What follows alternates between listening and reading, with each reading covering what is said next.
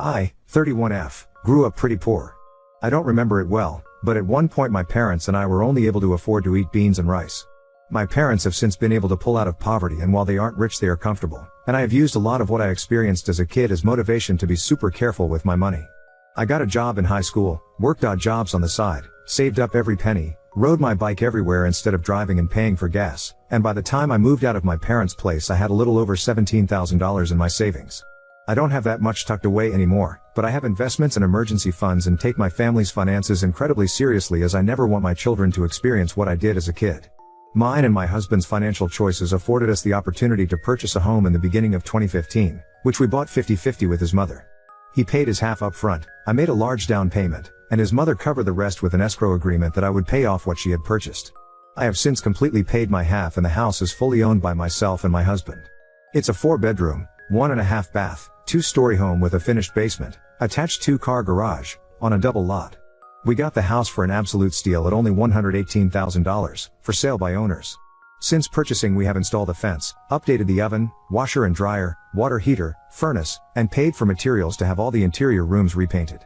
The only updates it needs are purely cosmetic, as the exterior paint is an ugly brown pink color, which we have started repainting and need to finish. The hardwood floors have some distortion due to it being a 100-plus-year-old house and us having dogs when we live there, and the bathroom could use an update, but structurally speaking, doesn't need one.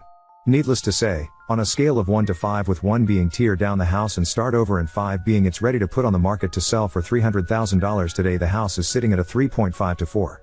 Backstory complete, let's get into what has become my biggest headache for the past 4 years.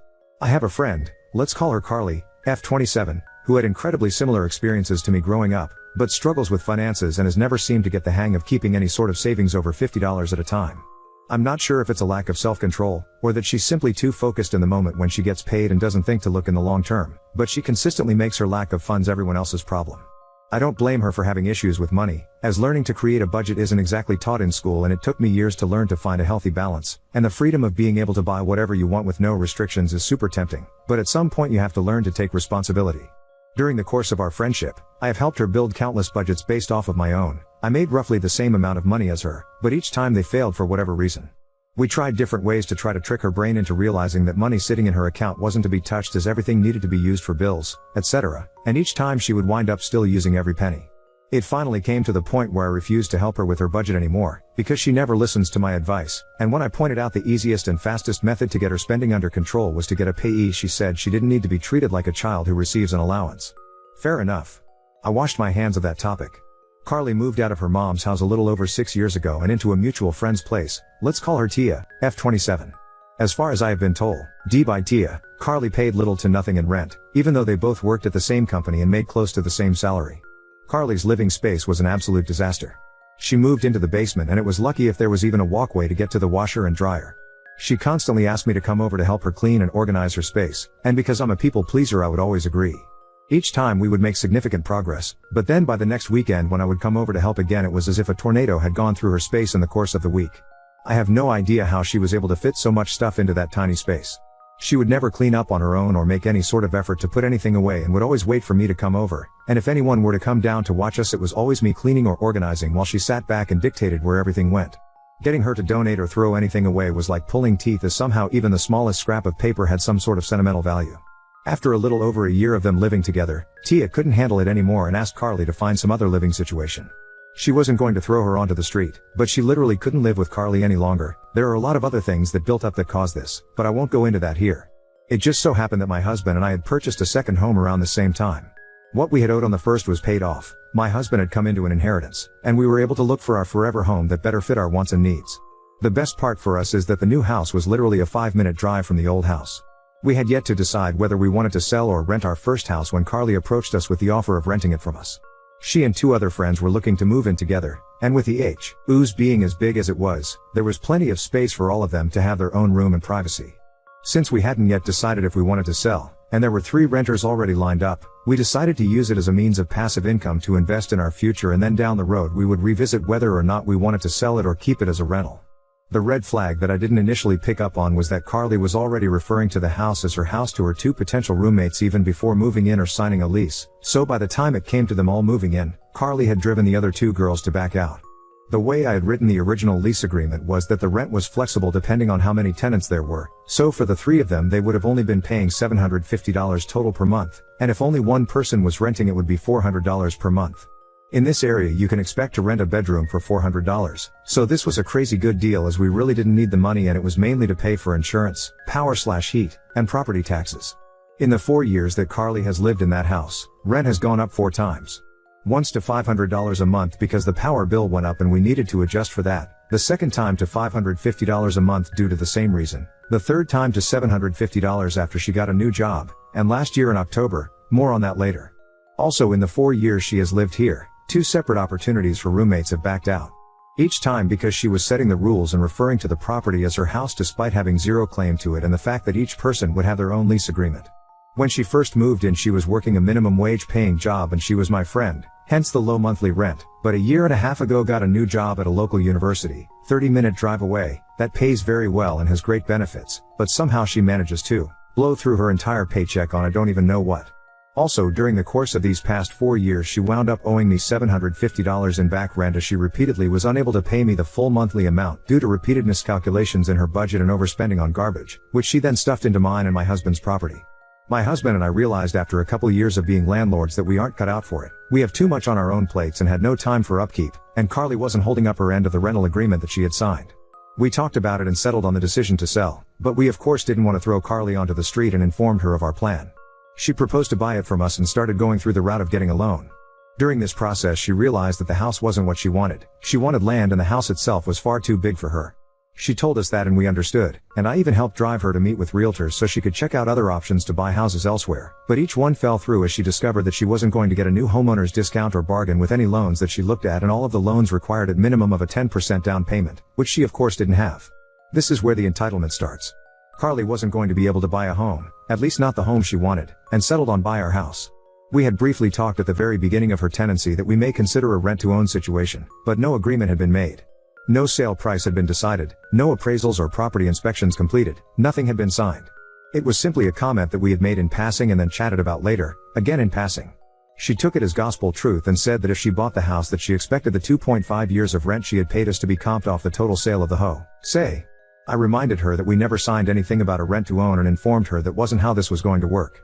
Her next tactic was to try to suggest that we quitclaim deed the property to her, again without her paying us anything additional to the 2.5 years worth of rent she had already paid us. How this works is that whoever owns the property grants the title/deed to whoever they're giving it to, and it's generally a lot faster and cheaper than going through the process of buying a house, but there is still generally something paid for the property when the title is transferred. At this point she'd only paid about $10,000 in rent, more than half of which went to paying for utilities that we covered instead of having her pay them and property taxes, and she was making it sound as if she wasn't going to give us anything beyond that. I again told her that this would not be a viable option. The house was in great condition, and even with the exterior paint and repairs to the floors and bathroom was worth at least what we had paid for it, $118,000. She tried to spin it that she was doing us a favor by taking it off our hands, as I had expressed to her that we were tired of being landlords and it was more effort than we had time for. Her last attempt at buying the house on her own was to offer me $1. That's right. A single dollar. I will admit, I don't know if this was a failed joke attempt on her part, but it certainly fell flat and I was so mad I was shaking, though I laughed it off. Side note, during the time she has lived in the house, my husband and I have some stuff stored in the garage, as Carly parked on the street due to convenience, and she suggested on multiple occasions that she start charging us rent for storing things in our own house when none of it was in her way whatsoever, and we had already made it clear that if she purchased the house that we would remove all of our property. At the end of 2022, Carly started dating Reggie, 28M. They were long distance and would take turns visiting each other, and Carly made the comment to Reggie that we were looking to sell the house, and we threw out a couple numbers, the very lowest being $100,000, but said that we of course would have to have an appraisal and look at market value, etc. He offered to buy it from us and said that he would start the process in March/April of 2023. I was relieved, my husband was relieved, Carly was relieved, everything was looking great. Some information about Reggie at the time. He is a retired Marine. He gets a monthly check from the government for close to $2,000 on top of his well-paying job. I'm guessing based on what Carly told me, but at the time he made his offer he was probably making between $4,500 to $5,000 a month. When March/April came around, Carly and Reggie informed us that he would not be able to afford paying both his rent where he lived and a monthly mortgage payment and wouldn't be able to start the purchase process then, but would start the purchase process in October instead when he planned to move in with Carly. Before Reggie moved in, an ex-friend offered to rent a room in the house from Carly and pay her despite subletting being clearly stated in the lease agreement as prohibited. Carly so generously offered to pay us some of the amount that she was paid. The agreement fell through and the friend did not stay in the room. I'm not exactly sure why he chose to do things the way he did, but Reggie didn't start the purchase process at all until after he had moved and quit his job, meaning the only source of income he had to show to a mortgage company was the monthly stipend from the government, which even with a veteran's loan doesn't work as proof of income. When he moved in, rent increased to $1,000 a month, which is still under value for the size of the home, and a brand new rental agreement was written and signed stating that if they had not started the buying process to purchase the house from us by mid-April of 2024 that we would not be renewing the lease nor would we work with them on month-to-month rental options, as myself and my husband are completely and totally over this mess. We also stated in the rental agreement that we were not going to list the house for sale as a sign of good faith to allow Reggie and Carly first choice on the house to buy it. Here's a rapid-fire list of things that have happened since October. Reggie paid the $750 that Carly owed to me in back rent. Carly and Reggie informed us at some point either late November or early December that they would not be buying the house as the repairs required amounted to more than $50,000. I don't know where they got this number, as I have budgeted on multiple occasions to redo the flooring and it would be less than $15,000 to redo the entire house, nor would repainting cost more than a few thousand, or the bathroom remodel, as they intended to do the work themselves. We repaired the major damage in the bathroom recently for less than $500. They could not acquire rental housing due to having 3 cats and will indeed be staying in the house. We informed them we are not renewing the lease and reiterated our reasoning. I made the mistake of telling Carly what we owed on our mortgage and they turned around and offered us $50,000 to buy the house from us, less than 1/3 the market value of the house if we sold it as is. We politely declined and then promptly went home and screamed into pillows. They have repeatedly told Tia that they are desperate for money to the point of debating setting up a GoFundMe, all the while Carly has gotten 2 brand new tattoos in the past year, and has an international trip she has paid for in full that she is going on at the end of March, and Reggie has still not acquired even a part-time job. We emergency installed a water heater that Reggie paid for that I will have fully paid back by the end of March. Carly quit her job and now the only income they will have after the end of this week is Reggie's military stipend. Carly nonchalantly stated that we would have to renegotiate rent for this month and next month. There will be no negotiations. She made a bad decision and will have to live with the consequences of her actions. The most recent thing she did was text me 2 days ago asking if she could pay me in food for this month's rent. Knowing her, the amount she will pay will amount to only a couple meals and maybe $75 in groceries instead of the roughly $500 that they will owe. I owe Reggie roughly $500 left to pay off the last bit of the water heater. I jokingly answered that the electricity and insurance companies don't accept food as payment, so neither can I. She then offered to pay me what it would cost to pay these expenses and then the rest she would pay in food. I have not responded. It's been a day and a half. They will pay me in cash and nothing else. I'm done. No discussion. My warning to all of you, don't mix business and friends without getting to know said friends very well first. If I had known what I would be walking into, I never would have allowed her to move it. Update 1. The reason we let Carly move in the first place is because she made it sound like she literally had nowhere to go. She'd spun a tale that her home life with her mom was not safe. Untrue. She made it sound like Tia was literally kicking her out that day. Also untrue. And she panically hounded me relentlessly in person and over the phone until my husband and I made a super quick decision to let her rent from us. I've learned this is a method of manipulation. I've reached out to an attorney. We talked about everything that's happened. They read through the lease and gave us a few options. 1. We wait until May 1st when Carly and Reggie are supposed to be out of the house. If they're not out, deliver an intent to sell notice. That gives them 90 days to vacate the property after the lease is up. Not ideal. 2. We deliver the intent to sell now. That means they have until mid-June to GTFO. Still not ideal, but better. If they're still in the house past the 90 days, we file unlawful detainer and the cops forcibly kick them out. We can't evict because we don't have the grounds. Even with all of this, the courts just about everywhere are against landlords and in favor of tenants. That the minute their rent is late, we then have grounds for eviction. That gives them 14 days to pay or GTFO. But if they pay, the eviction process ends. So still not ideal. They can't get squatters' rights because they haven't been here long enough. I'm going to be telling her mother everything she's done, because I'm pretty sure she has no idea. I'm also telling all our mutual friends. I've done a lot of self-reflection lately before writing this post and came to several conclusions. I know she's not my friend. I had a false idea that I was helping someone that I saw as a friend, and in the end I enabled her shitty behavior. I'm aware I'm a doormat. I know I don't know how to set boundaries. I spent a lot of time on the phone and in professional offices over the last few days. I'm on a waiting list to see a therapist and learn to set boundaries, because I don't ever want to teach my kids my bad behaviors and habits that got me into this mess. And for all of you who mentioned that it's a miracle my husband is still with me, he was with me along the whole process. I never did anything without his consent, since we own the house 50-50. I'm taking most of the blame because Carly was my friend. I've apologized to him and we had a deep conversation about working on communication. He apologized for not seeing sooner that my friend wasn't who she claimed to be and didn't warn me I was being manipulated. Update 2. They're out and have been since April 1st, and no, it wasn't a joke despite the date. Life's been insane and I've been so overwhelmed with this whole situation that it's been hard to get back on here and face it all again. They left the house a mess, but that's not surprising.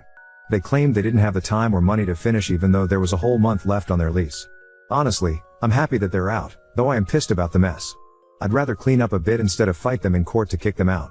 I told her mom and showed her everything, and her mom was angry as well and told her off a couple times for 1, leaving the house in the state they did, and 2, treating me, and others, the way she has. I've also started therapy and am working on setting boundaries and getting over my people pleasing. The last I spoke to Carly was yesterday because I learned from a friend that she joked about leaving the house a mess on purpose because she was mad at me. I confronted her and asked why, even if it was a joke, because even jokes have some basis in truth. She said that it was because emotions were running high and she was stressed at the end when they were getting ready to leave, that she was frustrated with how little I did with the house while she was there, despite me repairing everything that needed it ASAP, and she was mad at my husband and I stored some of our things in the garage. I explained that 1, it's our house, we can do that, 2, there was plenty of space in the garage for her things as well, and 3, none of her vehicles would have fit in the garage anyway as they were all too long and none of them ran, so she couldn't have even gotten them into the garage. Carly also had to junk out 2 of the vehicles she left behind, even though she'd explained she had someone who could keep them on their property so she could work on them. I don't understand any of her logic. I'm done trying to figure it out. Last thing she said to me was that she was sorry, though I don't believe she genuinely is and is just saying it to make herself feel better. Now on to second story. Woke up to my husband screaming fire as a prank, reliving my traumatic past with a house fire, and now he says I'm overreacting. So me and my husband have been married for 5 years. We are currently F24 and M33. Way before we met, when I was 16, my mom's house had a house fire that burnt literally everything down and sadly my childhood cat was also killed in it. I remember my mom and brother waking me up screaming fire, fire, get up, get up. We crawled out under the smoke and luckily my neighbors had already called the fire department and they pulled us out. We lost literally everything. We were devastated. So that was a while ago but it still really scares me, and I check outlets in our stove and candles and everything all the time. My husband knows this about me. So 2 nights ago I went to bed early because I am currently 34 weeks pregnant, literally about to pop. I was sleeping for a while before for some reason, my husband decided to wake me up by yelling baby. There's a fire. Fire, fire, fire. Get up. As quick as I could get up at 34 weeks, I did, and grabbed my purse. I was just in automatic shock and just autopilot and knew I needed what to grab. I made it all the way down the stairs, yelling for my husband to follow me, before he started laughing and telling me it was a joke. It took a minute for that to process. I stood there with an open mouth while he laughed and ushered me down the rest of the stairs. I sat down on the couch and just started sobbing. It was genuinely the hardest I've ever sobbed. It's like I couldn't get myself to stop and my whole body was shaking. My heart was racing and I couldn't breathe. I have never had this experience before. I was genuinely so panicked. I was so fucking upset. My husband apologized and was like, oh my god, I'm sorry, it was just a joke. I just cried until he eventually was like, what the fuck, it was just a prank, this is really dramatic. After a few hours, I had calmed myself down and went to apologize to him. He wouldn't take it. He said I was being overdramatic and made him feel like shit for a harmless prank. So I guess Ada? Update 1. I was terrified and hurt and confused and the comments really helped me sort through everything going on. A week later, I went into preterm labor and gave birth to my baby at 35 weeks. A week after that, my husband beat me unconscious when he caught me Googling the signs of an abusive marriage after he coerced me into sex a week postpartum. Today I filed for divorce and secured a restraining order on him. My husband will never lay a hand on me or my baby ever again. I cannot confidently say that I would have made that decision without the help of my original post.